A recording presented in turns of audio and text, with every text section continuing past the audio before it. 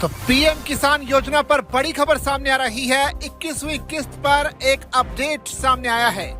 अब 2000 नहीं बल्कि 4000 रुपए मिलने के आसार हैं, जिससे लाखों किसानों को फायदा मिलने की उम्मीद अब जगने लगी है।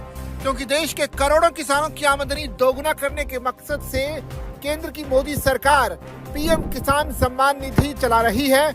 इस योजना के जरिए किसानों को आर्थिक मदद मुहैया कराई जाती है। कहा जा रहा है कि पीएम किसान सम्मान निधि योजना के तहत इस बार किसानों को एक साथ 4000 रुपए मिलने वाले हैं। अगर पिछली किस्त किसी कारण से नहीं आई थी तो अब सरकार दोनों किस्तों की रकम एक साथ बैंक खाते में भेजने जा रही है।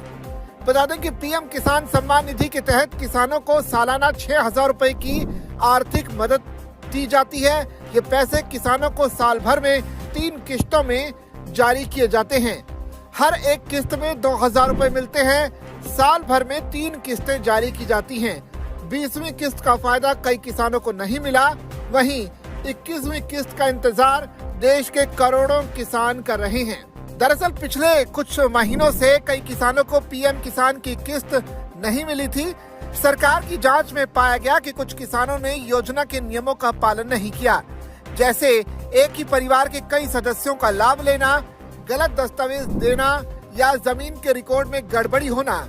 इसी कारण कुछ किसानों का नाम अस्थायी रूप से लाभार्थी लिस्ट से हटा दिया गया था। केंद्र सरकार का कहना है कि कुछ किसानों का नाम लिस्ट से हटा दिया गया था।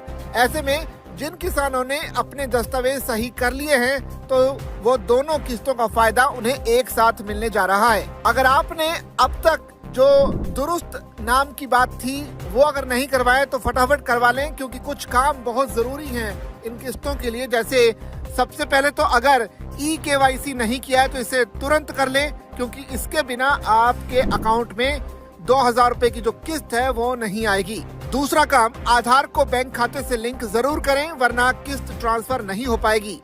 तीसरा काम, बैंक अकाउंट की डिटेल चेक करें। नाम, अकाउंट नंबर और IFSC कोड सही होना चाहिए।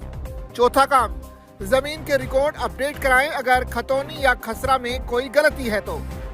पांचवा काम, लाभार्थी स्थिति जांचें, यानी pmkisan.gov.in पर जाकर देखें कि आपका नाम उस लिस्ट में है या नहीं। छठा काम, मोबाइल नंबर अपडेट करें ताकि OTP और किस्त से जुड़ी सूचनाएं समय पर मिलती रहें।